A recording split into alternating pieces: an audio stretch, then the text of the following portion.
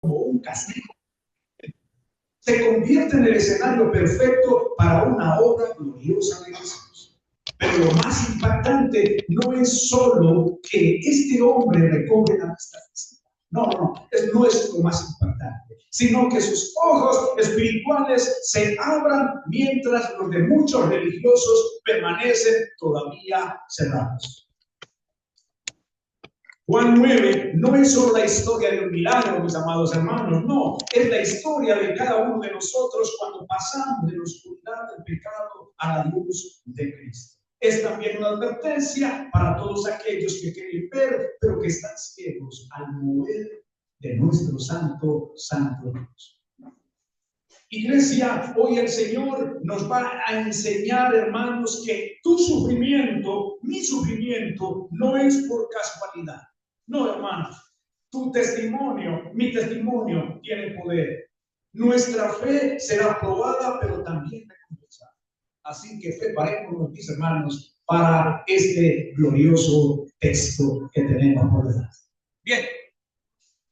Aquí tenemos entonces esa diapositiva para que estemos recordando todo el tiempo, todo el rato, mientras estamos mirando cuál es nuestro precioso texto. Ahora, mis hermanos, el capítulo 9 realmente es la continuidad del capítulo 7. Si ustedes se devuelven al capítulo 7 para que nos ubiquemos a nivel geográfico y el contexto en el que estamos en el 9, nos ubicaremos, mis hermanos, en la fiesta de los judíos. Recuerden ustedes que los hermanos de Jesús le plantean a Jesús que se dé a conocer, que vaya a la fiesta de los tabernáculos y que se dé a conocer al mundo, porque ninguno que procura darse a conocer permanece escondido. Entonces, que lo mejor es que vaya allá a la fiesta de los tabernáculos. El Señor les dice que Él no va a ir todavía, pero finalmente, más tarde, Él llega allá a la fiesta de los tabernáculos. Allá en la fiesta de los tabernáculos, el Señor comienza a enseñar, ¿cierto? Comienza a enseñar. Lo podemos ver en capítulo 7, versículo 14. Él comienza a enseñar allá en la fiesta de los tabernáculos. Allá en esa predicación, mis hermanos, en esa predicación, el Señor en el versículo 37 da esta premisa espectacular. Dice, si alguien tiene sed, venga a mí y beba. El que cree en mí, como ha dicho la Escritura, de lo más profundo de su ser, brotarán ríos de agua viva. Allí tenemos, mis hermanos, esa gloriosa predicación de mi Señor, mis hermanos. Eso produce una gran confusión y todo el asunto, mandan a unos guardias, nos lo llevan. Bueno, ya pasamos por ahí, estoy tratando de recordar el contexto del capítulo 9. En el capítulo 8 tenemos a la mujer sorprendida en adulterio. Acuérdense ustedes que pasamos por ahí. La mujer sorprendida en adulterio, mis amados hermanos. Bien, la acusan, todo el asunto, el Señor está escribiendo en tierra y el Señor les dice a ellos, el que esté libre de pecado de ustedes, tírenle la primera piedra. Ellos entonces comienzan a pensar en sus corazones, se dan media vuelta y se comienzan a ir. El Señor termina diciéndole a la mujer, bueno, yo tampoco te condeno, vete y no peques más. Ojo, en el versículo 12, noten esta segunda premisa gloriosa. Versículo 12, dice, del capítulo 8, dice, Jesús les habló otra vez diciendo, yo soy la luz del mundo. El que me sigue no andará en tinieblas, sino que tendrá la luz de la vida. Qué gloriosa premisa, segunda premisa que vemos aquí en este contexto glorioso. Bien, se forma un debate allí de respecto a los hijos de Abraham, ¿cierto? Y el Señor termina diciendo gloriosamente en el versículo 58, antes que Abraham fuera, yo soy. ¿Cierto? Termina allá en el capítulo 8, versículo 59. Antes que Abraham fuese, yo soy. Ahora sí, cuando llegamos al capítulo 9, el Señor todavía, al mirar, el Señor todavía está ubicado en Jerusalén, en ese contexto.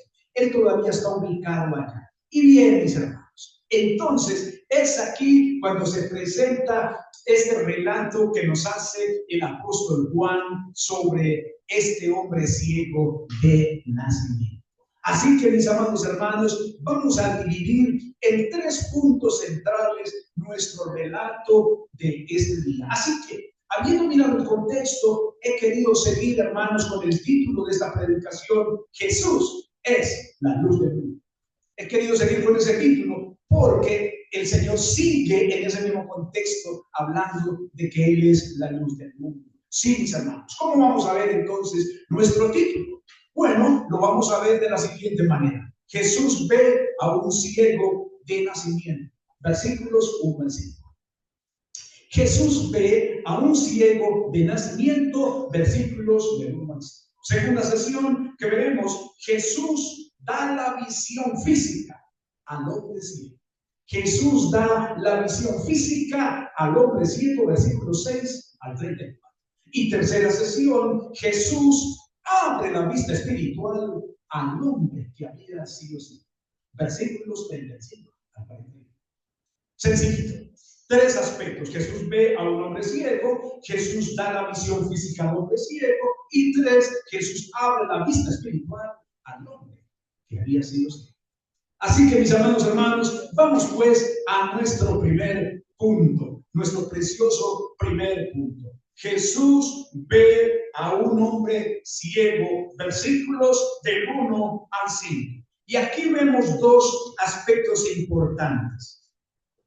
¿Él está ciego por ser pecador?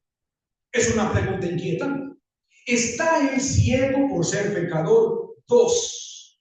Segundo aspecto, él está así para manifestar las obras de Dios. Note usted, hermanos, que los discípulos se les cruza esa inquietud. Bueno, ¿por qué este hombre está ciego? Debe de ser que ha sido muy malo. Debe de ser que está así porque es un pecador y por lo tanto lo merece. Observe, sus discípulos le preguntaron: Maestro, ¿quién pecó? ¿Este o sus padres para que haya nacido ciego? Qué tremenda pregunta, ¿cierto? ¿Quién es el culpable de que él esté así ciego? Pues, hermanos, parece que esto estaba en la mente de los judíos, en el colectivo de los judíos. Por ejemplo, venga conmigo, por favor, al Evangelio de Lucas. Evangelio de Lucas, al capítulo 13. Capítulo 13 del Evangelio de Lucas, y se ubica conmigo, por favor, en versículos del 1 al 4.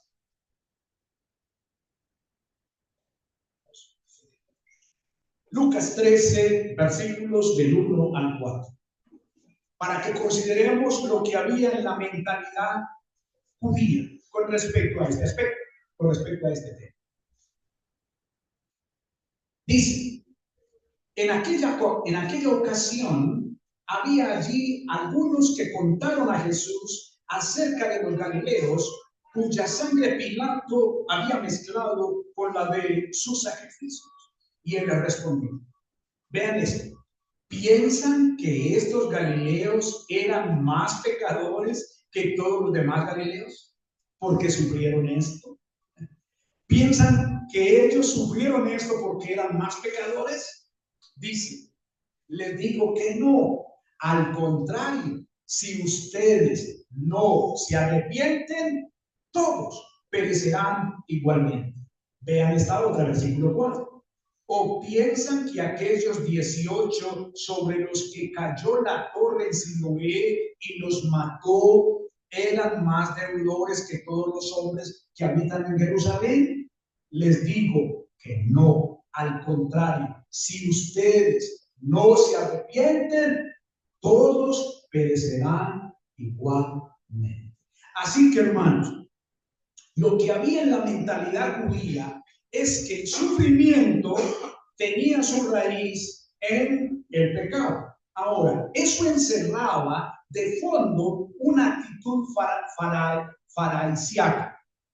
Eso indicaba entonces que los que pensaban así se consideraban más buenos, se consideraban menos pecadores, ¿cierto? Entonces, en la mentalidad de ellos estaba eso. Y el Señor los aterriza aquí en Lucas 13 y es la misma idea que tenemos aquí, versículos 1 y 2 del capítulo 9 de nuestro texto. Entonces, a eso se debe la pregunta que los discípulos hacen.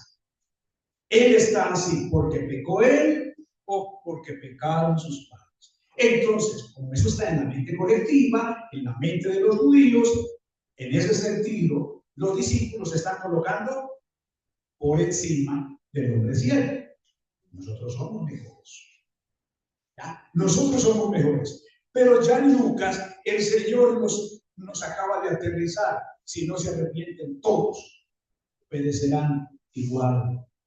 Bien, vamos a ver la respuesta. Vamos a ver la respuesta del Señor en el versículo 3. Vayan siguiendo ahí en la escritura. Observe la respuesta. Dice, ni este pecó, ni sus padres, sino que está ciego para que las obras de Dios se manifiesten en él. Nosotros debemos hacer las obras del que me envió mientras es de día. La noche viene cuando nadie puede trabajar. Mientras estoy en el mundo, yo soy la luz del mundo. Hermanos, hermanas, qué gloriosa respuesta del Señor. La respuesta del Señor es que la razón por la cual Él está ciego no es por su pecado. Usted y yo sabemos que desde luego Él era un pecador como lo somos usted y yo. Pero el Señor está respondiendo a la pregunta según la intención que hay en las mentes de ellos. Entonces, Él está respondiendo a la pregunta y por eso es que responde de esa manera. No, Él está así, es para manifestar las obras de Dios. Hermanos, y esto nos tiene a nosotros que llevar a una gran reflexión, a una profunda reflexión. Piense en su circunstancia, piense en su situación, piense por qué situación el Señor le está permitiendo pasar a usted. ¿Acaso es para que se manifiesten las obras de Dios? ¿Acaso el Señor le está permitiendo a usted pasar por una situación o a mí para manifestar su gloria? No necesariamente porque yo esté viviendo en pecado, porque yo esté practicando un pecado. No, tal vez el Señor quiere manifestar su gloria en usted. Hermanos, por ejemplo, ¿se acuerdan cuando le dicen al Señor que Lázaro, su amigo, se enfermó? ¿Se acuerdan que le mandan avisar? Dice, enviaron las hermanas para decir a Jesús, Señor, he aquí el que amas está enfermo. ¿Y cuál fue la respuesta del Señor? Ahora, Lázaro era su amigo. Recuerden que que el Señor se quedaba en la casa de Lázaro, recuerden que había una estrecha relación entre ellos. La pregunta es, ¿no debería enfermarse Lázaro? Si eran tan amigos, pues él ¿por qué se va a enfermar? Vean lo que el Señor responde cuando le mandan decir a él. Dice, esta enfermedad no es para muerte, sino para la gloria de Dios, para que el Hijo de Dios sea glorificado en ella. Hermanos amados, usted y yo podremos estar pasando por una situación X para que la gloria de Dios sea manifestada en usted y en mí. Podría suceder eso, mis amados hermanos. Aquí esto es lo que nos está mostrando este texto con respecto al hombre ciego. Así que, hermanos, Jesús es la luz del mundo y esta es la condenación que la luz vino al mundo y los hombres amaron más las tinieblas que la luz, porque sus obras eran malas. Juan 3:19. ¿Cierto? Otra vez Jesús les habló diciendo, yo soy la luz del mundo, el que me sigue no andará en tinieblas, sino que tendrá la luz de la vida. Juan capítulo 8, versículo 12. Yo, la luz, he venido al mundo para que todo aquel que cree en mí no permanezca en tinieblas. Juan capítulo 12, versículo 46. Así que, hermanos amados, hermoso lo que vemos aquí. Déjenme ilustrárselo de la siguiente manera. El sol se está elevando allá en Jerusalén, allá proyectándose hacia el templo, hacia las calles polvorientas de Jerusalén. Jesús y sus discípulos van caminando por el sendero y a un lado del camino ven a ese hombre ciego de nacimiento. Ahí lo ven. Miren la pantalla, vean la visual que está allí. Ven a ese hombre sentado allí, hermanos, en el suelo, con ropa humilde. El ciego tiene su rostro levantado, pero su mirada no tiene una fijación porque él no ve. Él simplemente está atento a el murmullo, mis hermanos. Él está reaccionando a su voz, a la voz de la gente, pero con los ojos sin ningún enfoque. Y uno de los discípulos se queda mirándolo ahí. Para la cuestión es como va con el maestro, vamos con el duro, vamos con el jefe, ¿cierto? Muy bien. Y entonces le preguntan, tal vez en un tono despectivo: hey, señor, mira, ¿quién pecó? ¿Él o sus padres? Tremendo, ¿no? Piensen en eso, mis hermanos. Y el Señor, de una manera humilde, responde: no, ni él ni sus padres, sino para que la gloria de Dios se manifieste en él. Pensemos en ese escenario, mis amados hermanos. ¿Qué aprendemos de esto? Para la iglesia del siglo XXI, ¿esto qué nos enseña a nosotros, hermanos? Primero, no todo sufrimiento es castigo. Número uno. Hermanos, los discípulos asumieron que el sufrimiento del ciego era consecuencia del pecado. Jesús corrige esa perspectiva en una cultura, mis hermanos, donde se buscan culpables siempre para cada dolor. Jesús nos está enseñando aquí que no todo sufrimiento es juicio. Algunos padecimientos existen para que Dios revele con poder y compasión en nuestras vidas. Usted y yo podríamos pasar por una situación para experimentar la compasión del Señor. Para experimentar la compasión del Señor. Número dos. ¿Qué otra cosa aprendemos aquí en estos primeros 5 versículos? Hermanos, la obra de Dios en medio del quebranto, el Señor Jesucristo dijo para que las obras de Dios se manifiesten en él. Hermanos, la iglesia debemos aprender a ver los problemas sociales, físicos y espirituales, no como castigo siempre, sino como un escenario de redención, como una posibilidad de experimentar, de ver la gloria de Dios. Hermanos, la discapacidad, la pobreza, la marginación pueden convertirse en un escenario donde brille la gracia de Dios. Una circunstancia compleja, difícil, puede ser la gran oportunidad para ver la gloria de Dios.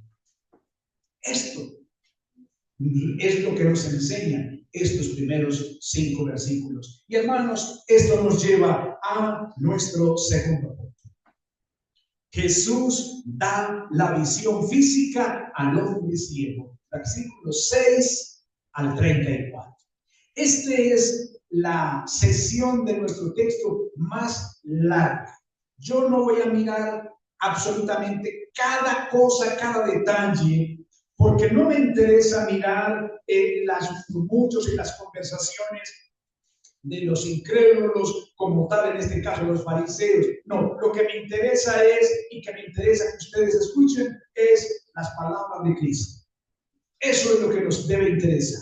Así que, mis hermanos, bien, ¿qué vemos aquí en esta segunda sesión? Vemos lodo en los ojos, vemos curiosidad de los vecinos, vemos incredulidad de los fariseos, vemos interrogatorio a los padres, vemos evidencia irrefutable y vemos autojustificación de los fariseos. Eso es lo que vemos en esta segunda sesión. Veamos, mis hermanos. Lodo en los ojos. Versículo 6 al 7 dice, habiendo dicho esto, escupió en tierra e hizo barro con la saliva y le untó barro en los ojos al ciego y le dijo, ve y lávate en el estanque de Siloé, que quiere decir enviado. El ciego fue, pues, se lavó y regresó bien. Maravilloso, hermanos. Regresó bien. He pensado, ¿por qué el Señor hizo barro? Parece que el Señor tenía costumbre de utilizar algunos medios extraños, hermanos, para manifestar su gloria. Por ejemplo, en el ciego de Besaida, allá en Marcos capítulo 8, versículo 23, nos dice, entonces tomando la mano del ciego, le sacó fuera de la aldea y escupiendo en sus ojos, le puso las manos encima y le preguntó si veía algo. Hermanos, es extraño, el Señor está utilizando la saliva, así como lo utiliza aquí para hacer el lodo. O sea, que el Señor hizo eso, escupió en sus dedos, tomó barro, hizo un poquito de lodo y le untó a él y le dijo, ve y te lavas. Lo mismo hizo entonces aquí con el ciego de Besaida. ¿Cierto? Hay otro relato en Marcos, en capítulo 7, versículos 32 al 35, que le pido que vaya conmigo allá a Marcos, capítulo 7, para que veamos acá otro escenario interesante donde el Señor utiliza barro, donde el Señor utiliza la saliva, perdón. Capítulo 7, versículo 32.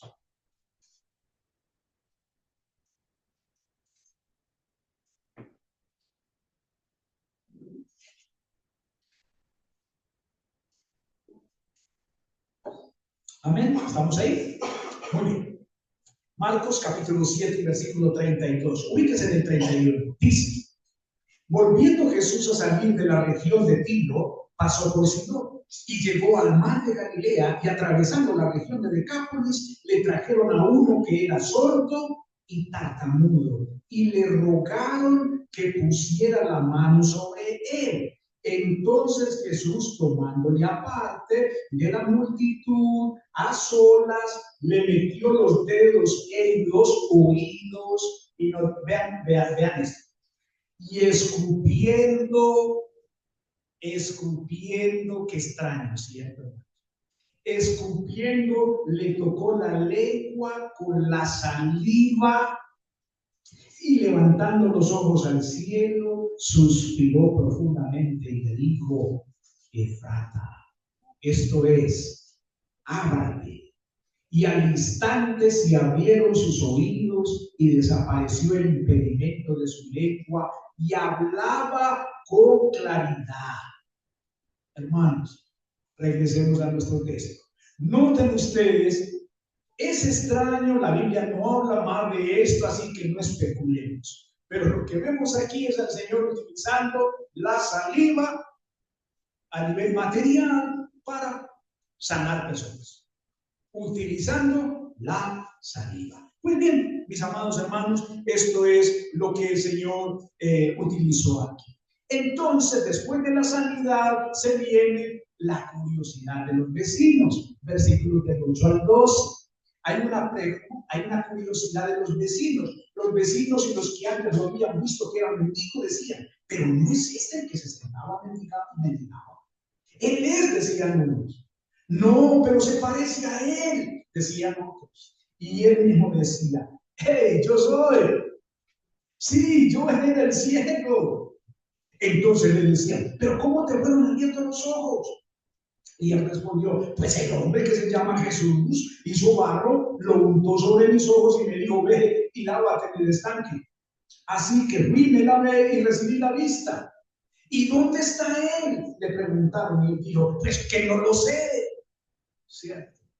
No lo sé, hermanos. Miren todo lo que se genera allá con la curiosidad de la gente, hermanos amados. En Mateo 12:10, por ejemplo, la pregunta sobre el hombre de la mano seca dice: y aquí había allí uno que tenía seca una mano, y le preguntaron a Jesús para poder acusarlo: ¿es lícito sanar en el día de reposo? estos infelices, que si era lícito sanar, hacer el bien. Hermanos, para ellos era más importante guardar el rito y la tradición que hacer el bien. Noten esto.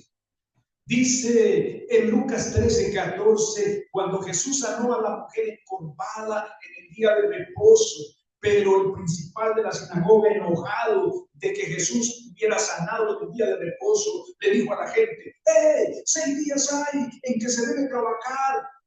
En estos pues vengan y sean sanados, y 9 días de reposo.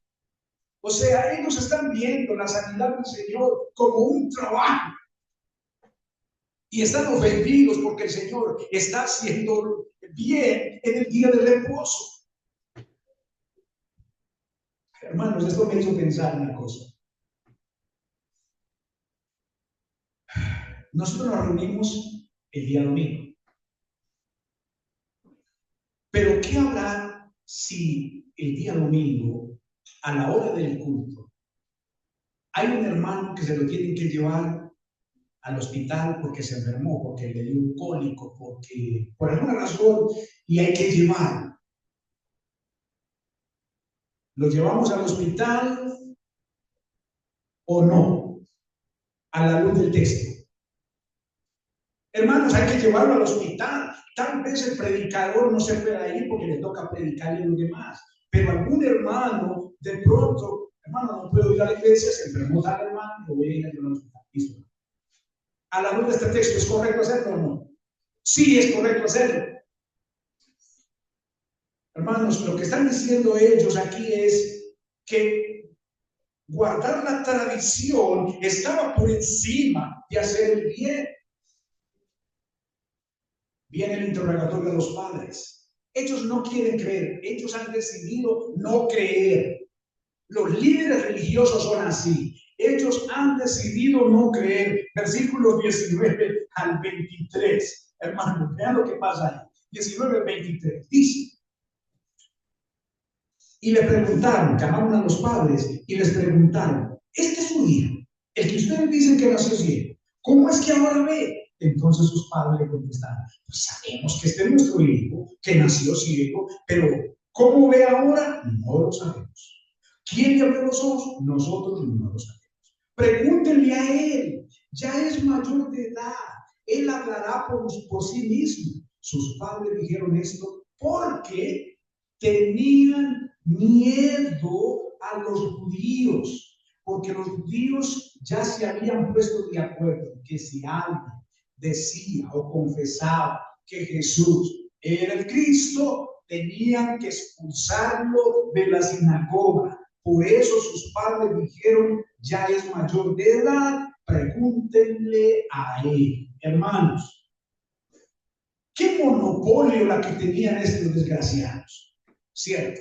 Qué monopolio tan tremendo, al punto que la gente tenía miedo, la gente tenía temor. Los papás están muertos de miedo, hermanos.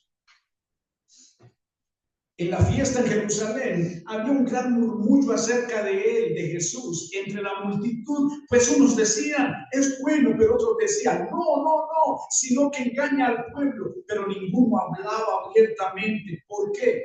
Porque le tenían miedo a los judíos.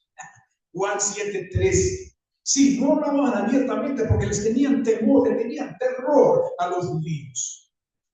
Nos dice Juan 12:42, con todo eso, aún de los gobernantes muchos creían en él, pero a causa de los fariseos no lo confesaban para no ser expulsados de la sinagoga. Hermanos amados, ¿a quién le tenemos miedo? ¿Le tenemos miedo a los hombres? No confesamos nosotros de que somos cristianos, que somos creyentes, porque tenemos miedo al que dirán. ¿Tenemos acaso miedo, hermanos? Y aquí viene una parte que me fascinó. La parte del versículo 24 al 33, hermanos. Y es la evidencia irrefutable.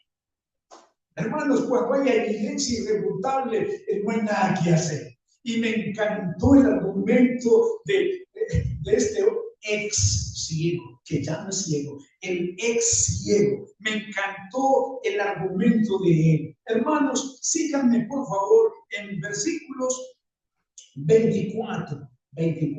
Síganme ahí. Vean el argumento. Dice, por segunda vez los judíos llamaron al hombre que había sido ciego y le dijeron, ¡para la gloria de Dios! Nosotros sabemos que este hombre es pecador.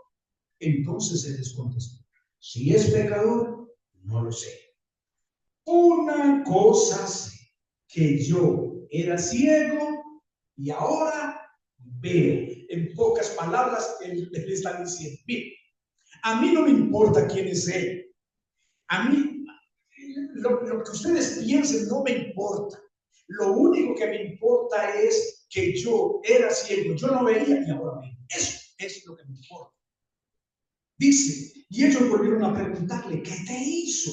¿Cómo te abrió los ojos? Y él contestó, pero ya les dije y no escucharon. ¿Por qué quieren oírlo otra vez? Y es que también ustedes quieren hacerse discípulos míos. Entonces le insultaron y le dijeron, tú eres un discípulo. Pero nosotros somos discípulos de Moisés. Nosotros sabemos que Dios habló a Moisés. Pero en cuanto a este, no sabemos de dónde es. Hermanos, vean este poder de argumento que hay en el versículo 30, que me hizo saltar de la silla mientras meditaba en esto. Miren este poder argumentativo. Dice, y el hombre respondió, pues en esto hay algo asombroso que ustedes no sepan de dónde es. Sin embargo, a mí me abrió los ojos. Ojo pues, el ataque que él va a hacer directo al corazón de los líderes religiosos. Vean el versículo 31. Miren que él va a utilizar aquí una lanza. Él les va a atravesar el corazón. Versículo 31. Dice, sabemos que Dios no oye a los pecadores, pero si alguien teme a Dios y hace su voluntad, a ese oye. Desde el principio jamás se ha oído decir que alguien abriera los ojos a un ciego de nacimiento. Si éste no viniera de Dios, no podría hacer nada. Y ellos le respondieron, tú naciste enteramente en pecado y tú nos enseñas a nosotros, y lo echaron fuera. Hermanos, estos tipos se ofendieron de tal manera, claro, ellos entendieron el argumento del hombre. Ustedes saben, ahora, ¿por qué lo sabían? Porque ellos tenían la escritura, tenían el Antiguo Testamento. Ustedes saben que Dios no oye a los pecadores. Ahora, me entró curiosidad en saber por qué este hombre sabía eso. O sea, ¿él de dónde sacó este argumento? Porque, hermanos, es un argumento irrefutable. Y me intrigó saber de dónde él sacó el argumento. ¿Ustedes también lo quieren saber? Pues, hermanos, ¿cómo les parece que este argumento nos viene de Proverbios 15:29, por ejemplo? Hay muchos más, pero yo tomé estos. Dice Proverbios 15:29. El Señor está lejos de los impíos. El Señor está lejos de los impíos, pero Él oye la oración de los justos. Ojo pues, Proverbios 15:29. El Señor está lejos de los impíos. Pero Proverbios 28:9, miren lo que dice. El que aparta su oído para no oír la ley, su oración también es abominable. aquella persona que no quiere saber nada de la palabra de Dios, lo que haga buscando el favor del Dios de la Biblia, y hago énfasis en el Dios de la Biblia, porque muchos énfasis de personas no creyentes, aunque mencionen el término Dios, no se están refiriendo al Dios de la Biblia. ¿Por qué? Porque el Dios de la Biblia es diferente al Dios de ellos. Entonces, cuando ustedes escuchen que las personas dicen, ay, Dios tal cosa, Dios tal otra, que no sea creyente desde luego, Dios tal cosa, Dios tal otra, ustedes no pueden asumir que se está refiriendo al Dios de la Biblia. No, se están refiriendo al Dios que ellos tienen en su mente, al Dios que se han inventado. ¿Por qué, hermanos? Porque dice aquí que el que se aparta de su ley, el que no aprecia la palabra de Dios, dice aquí que las oraciones que esa persona haga son abominación delante de Dios, son repulsivas delante de Dios, son como trapos de inmundicia delante de Dios. David nos dice en el Salmo 66, versículo 18, dice, si en mi corazón hubiera yo mirado la iniquidad, el Señor no me habría escuchado. ¿Se dan cuenta de dónde sacó el argumento el ex ciego para decir que Dios no escucha a los pecadores? Sacó el argumento de la palabra de Dios. No fue un invento de él, hermanos, sino el argumento fue de la palabra de Dios. Y ellos quedan tan ofendidos. A ellos, hermanos, quedan tan atribulados con ese argumento que no tienen otra cosa que acudir a la autojustificación.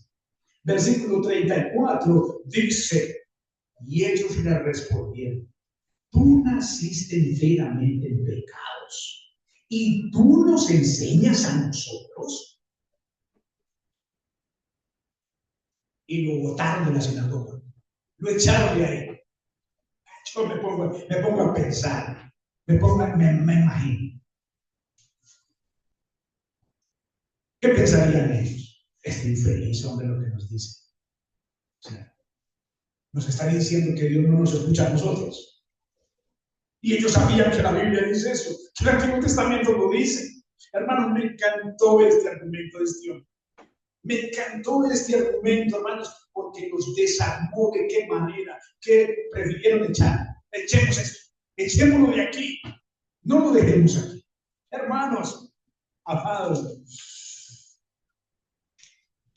argumentos.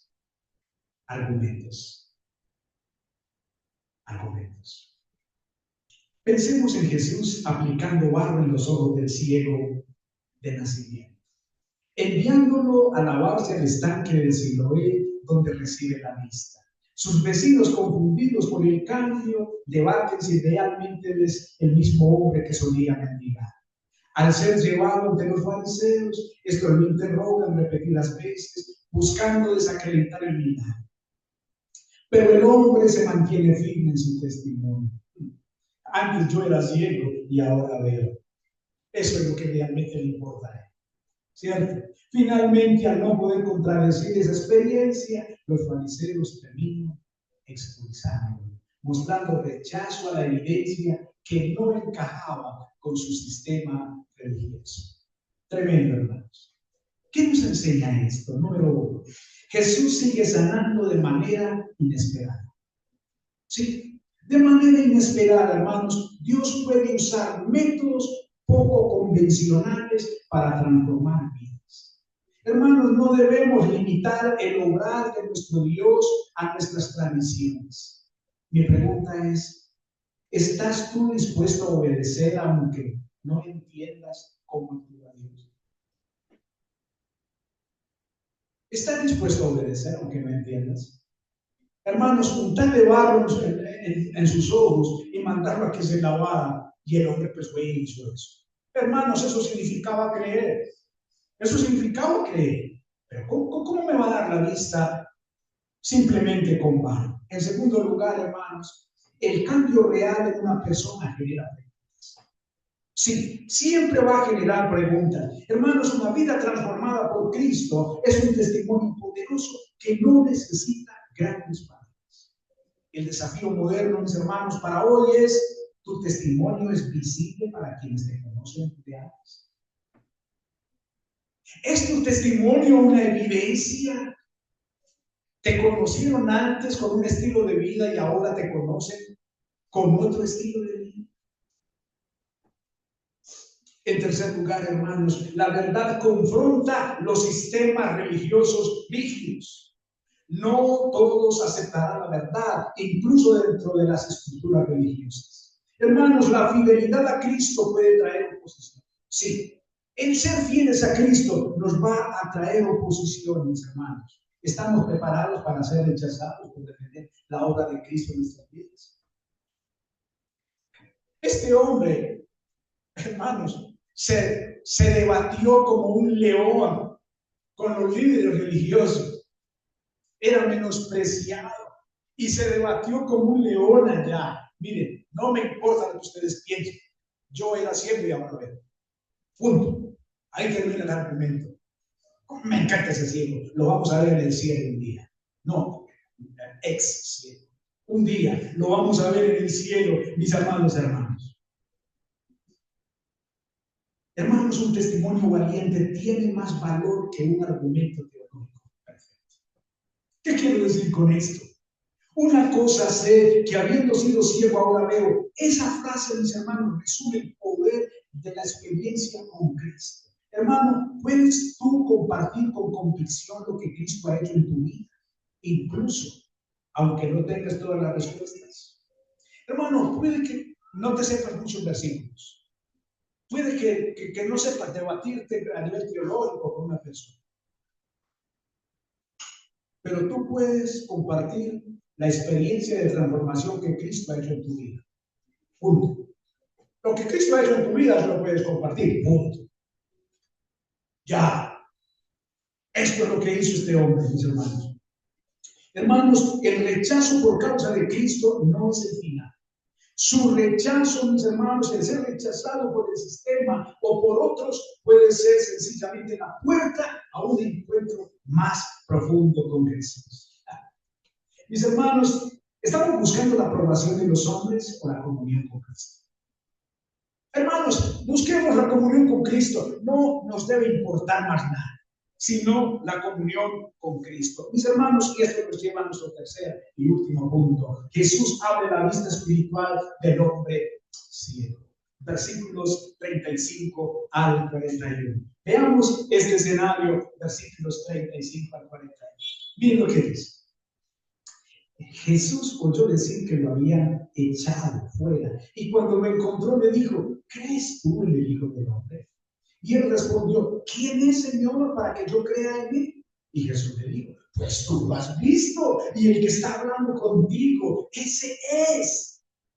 Y él entonces dijo: creo, Señor, y lo adoró. Y Jesús le dijo: yo vine a este mundo para juicio, para que los que no ven, vean, y para los que ven, se vuelvan ciegos. Algunos de los fariseos estaban con él, oyeron esto y le dijeron: ¿acaso nosotros también somos ciegos?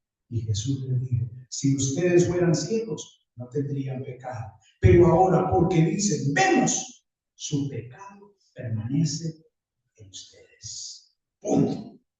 Y así los termina mi Señor dándoles un martillazo en su cabeza finalmente. Hermanos, lo que me anima es la pregunta: ¿crees tú en el Hijo de Dios? Y esta es la pregunta: ¿crees tú en Jesús? ¿Crees tú en Jesús? Es la pregunta que le hace el Señor. Hermanos, nos dice Romanos capítulo 10, versículo 14. ¿Cómo pues invocarán a aquel del cual no han creído? ¿Y cómo creerán en aquel de quien no han oído? ¿Y cómo oirán sin haber quien les predique? Hermanos, tenemos que predicar el Evangelio para que las personas puedan creer, hermanos. Tenemos que predicar el Evangelio. Y esa es una responsabilidad suya y mía, de todos, mis hermanos. ¿Recuerdan en Juan capítulo 4, cuando el Señor se encontró con la samaritana, esa conversación tan hermosa que hubo allá, y el Señor le dijo, cuando ella dijo, pero ¿quién es el Mesías? Sabemos que el Mesías, ¿quién es? Y el Señor dice, yo soy el que habla contigo. Uy, hermanos, qué encuentro. Yo soy. Y ahora lo que está diciendo aquí el hombre ciego es, pero Señor, porque la pregunta es, ¿qué eres tú en el Hijo del Hombre? Señor, ¿y quién es Él para que yo crea en Él? Y esa respuesta maravillosa, el que está hablando contigo. Ay, hermanos, el que está hablando contigo, ese es. Ay, hermano, Lucas 4:18, el Espíritu del Señor está sobre mí, por cuanto me ha ungido para dar buenas nuevas a los pobres, me ha enviado a sanar a los quebrantados de corazón, a pregonar libertad a los cautivos y vista a los ciegos, a poner en libertad a los oprimidos. Este es Jesús. Este es nuestro Señor, hermanos. Ahí termina esa conversación entre el Señor y el ex ciego. Hermanos, todo termina aquí. Creo, Señor. Y la reacción inmediata. Lo adoró. Lo adoró. Pero llegamos al final, mis hermanos. La permanencia voluntaria en la ceguera espiritual. Versículos 40 y 41. Dice algunos de los fariseos que estaban con él, oyeron esto y le dijeron, ¿acaso nosotros también somos ciegos? Y Jesús dijo, si ustedes fueran ciegos, no tendrían pecado. Pero ahora porque dicen, vemos, ustedes permanecen en pecado. Mis hermanos, ¿qué nos enseña este glorioso texto? ¿Qué nos enseña? Hermanos, primero, Dios transforma el sufrimiento en propósito. Número uno. No todo sufrimiento es castigo, hermanos. Dios puede usar nuestras limitaciones o dolores como plataforma para mostrar su gloria. En una cultura que evita el dolor a toda costa, el cristiano aprende a ver el sufrimiento como una oportunidad para testificar. Sí, hermanos, esa es una oportunidad para predicar a Cristo. En segundo lugar, la verdadera ceguera, hermanos, no es física, sino espiritual. Hay personas con una vista perfecta, sí, pero con un corazón cerrado totalmente a la verdad. Jesús vino a abrir los ojos del alma, hermanos. En tiempos de desinformación y relativismo, muchos dicen que ven, muchos creen que ven, pero ellos no conocen a Dios, hermanos. El discernimiento espiritual es urgente. En tercer lugar, obedecer a Cristo abre caminos milagrosos. Sí, hermanos, la fe obediente, aunque no la entendamos completamente, es la clave para experimentar el poder de Dios. Cuando todo exige explicaciones lógicas, Jesús sigue llamando a confiar y actuar con fe. En cuarto lugar, querido hermano, querida hermana, su testimonio vale más que 1000 argumentos.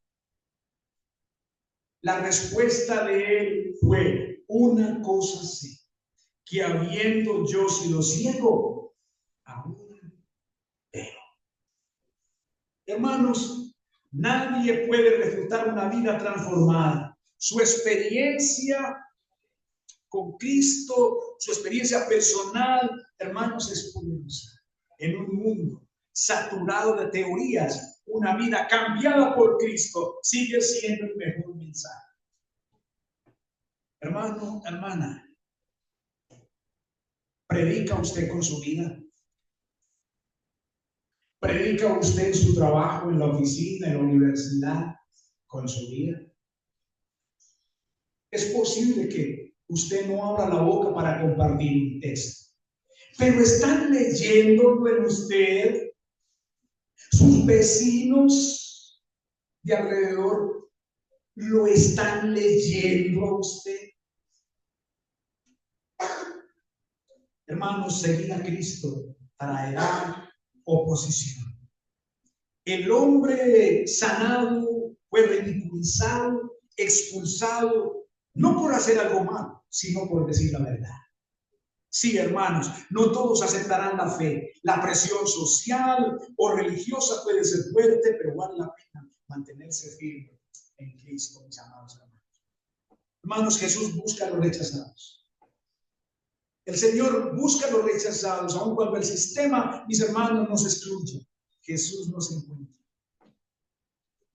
Él busca a los despreciados por seguir la verdad. Hermanos, no te sientas despreciado.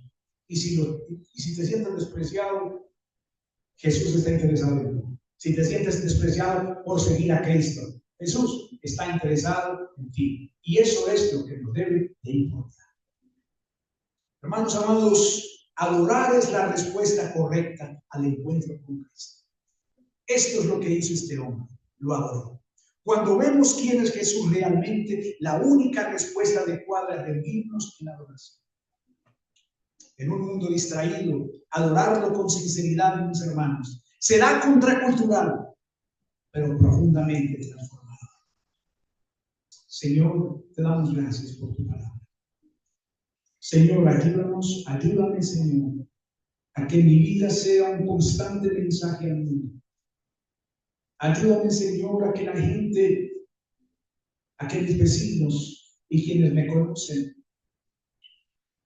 te vean a ti permanentemente en mi vida, Señor. Pero yo te ruego que también